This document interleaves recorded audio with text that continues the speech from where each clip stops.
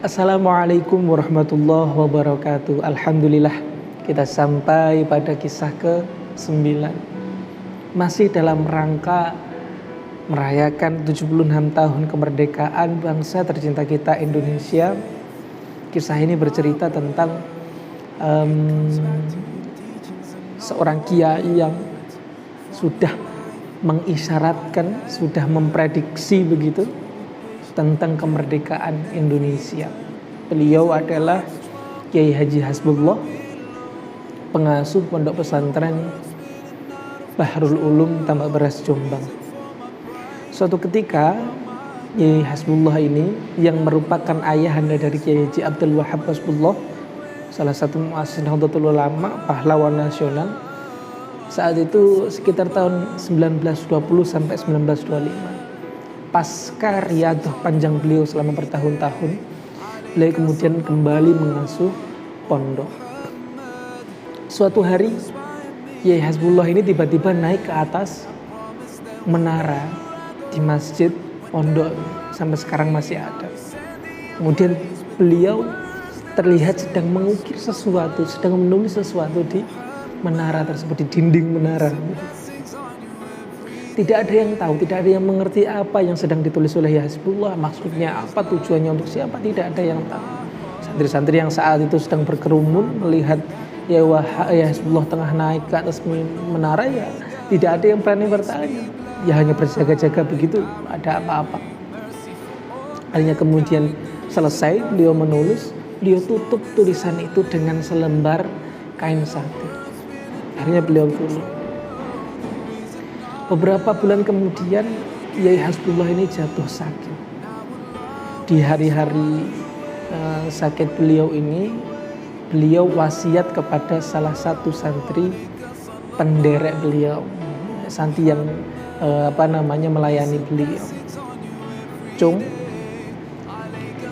opo sing tak tulis ning menara sing saiki tak tutupi iki ojo sampai dibuka sapa-sapa. Omongno ning Wahab sok tahun 48 kon buka satire mau. Le, gitu bahasanya ya nak. Jangan sampai ada yang membuka satir wasiatku, tulisanku yang ada di menara itu. Besok kalau sudah tahun 1948 baru sampaikan kepada Wahab anakku untuk membuka satir itu. Akhirnya kemudian singkat cerita, ya Hasbullah ini wafat. Tonggak kepemimpinan pengasuh pondok pesantren Bahrul Ulum kemudian dilimpahkan kepada Yai Abdul Wahab Hasbullah, putra Yai Hasbullah. Panjang karena pada saat itu memang masa-masa perjuangan, masa-masa perebutan kemerdekaan, perebutan harkat dan martabat bangsa. Jadi para kiai benar-benar disibukkan. Selain mengasuh pondok, para kiai, para santri semuanya tergerak hatinya untuk merebut kemerdekaan bangsa Indonesia ini. Sudah, kita tidak bisa meragukan lagi, bukan rahasia lagi. Yang namanya kiai, santri, totalitas all out pada saat berjuang meraih kemerdekaan.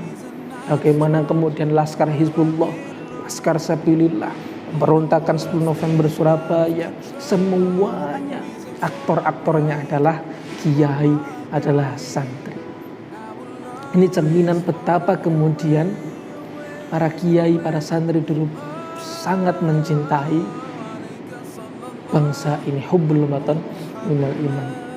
Singkat cerita, di awal-awal tahun 44 ya, 1944 menjelang kemerdekaan, Yai Wahab Hasbullah ini memerintahkan kepada seluruh santri untuk iktikaf di masjid membaca sholawat burdah yang notabene itu adalah ijazah dari ayah beliau, Yai Hasbullah.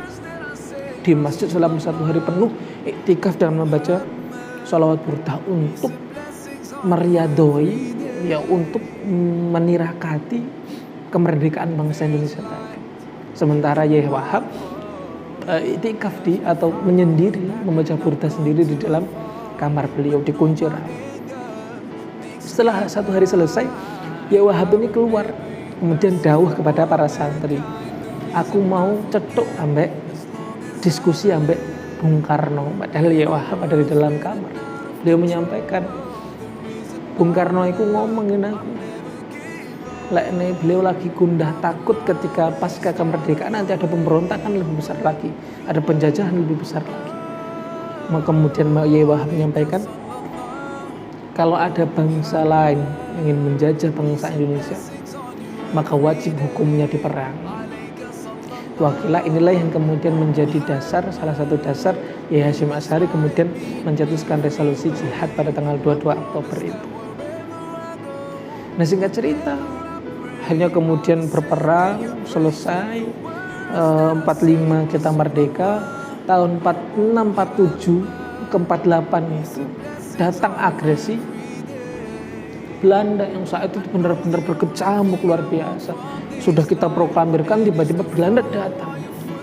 Kita tahu kemudian dengan pemberontakan, penyerbuan para kalangan santri, kiai, semuanya berduyun-duyun untuk mengusir bangsa Belanda dari tanah Indonesia. Hanya kemudian di akhir tahun 47-48 Belanda terusir, tak berani lagi menginjakkan kakinya di tanah bumi pertiwi. Sampai kemudian tahun 48 wasiat yang disampaikan oleh Hizbullah sekitar tahun 1920 sampai 25 itu disampaikan kepada Yai Wahab. Wasiat dari Romo Yai Hizbullah, panjenengan dipenaturi untuk membuka satir yang ada di menara itu. Hari kemudian dibuka oleh Yai Wahab satir itu, dan kemudian ada terlihat tulisan 4 huruf hijaiyah. Pertama ha, yang kedua ro, yang kedua ta, yang kedua mim. Gak ada yang mengerti ini. Apa maksudnya Hizbullah menulis 4 huruf ini? Akhirnya kemudian Yai Wahab mengangan-angan, mengira-ngira ini apa maksud dari Abah ini, kira-kira begitu. Ya, ketika setelah itu disusun, beliau berkesimpulan bahwa arti dari wasiat Yai Hizbullah, ayah beliau, itu adalah kemerdekaan yang sempurna. Jadi hak ro ta'mim itu untuk sebuah kata yang artinya adalah kemerdekaan yang sempurna. Tepat pada tahun 48 itu Belanda diusir dan Indonesia meraih kemerdekaan yang sempurna. Ini kisah yang menarik. Tahun 1920 Yai Hizbullah sudah menuliskan wasiat bahwa tahun 48 nanti Indonesia akan meraih kemerdekaan yang sempurna. Tentu ini bukan asal-asalan. Ya, namanya kiai setelah riyadhah panjang, ini tentu adalah petunjuk dari Allah Subhanahu wa ta'ala. Apa yang kita bisa raih, hikmah yang bisa kita dapatkan dari kisah ini, bahwa kemudian tidak ada alasan bagi kita untuk tidak mencintai Indonesia. Tidak ada alasan bagi kita untuk tidak menjaga, membanggakan Indonesia. Dengan hal apapun, dengan hal sekecil apapun, kita harus banggakan Indonesia. Kita harus cintai tanah air kita. Jangan biarkan orang-orang yang ingin meruntuhkan NKRI.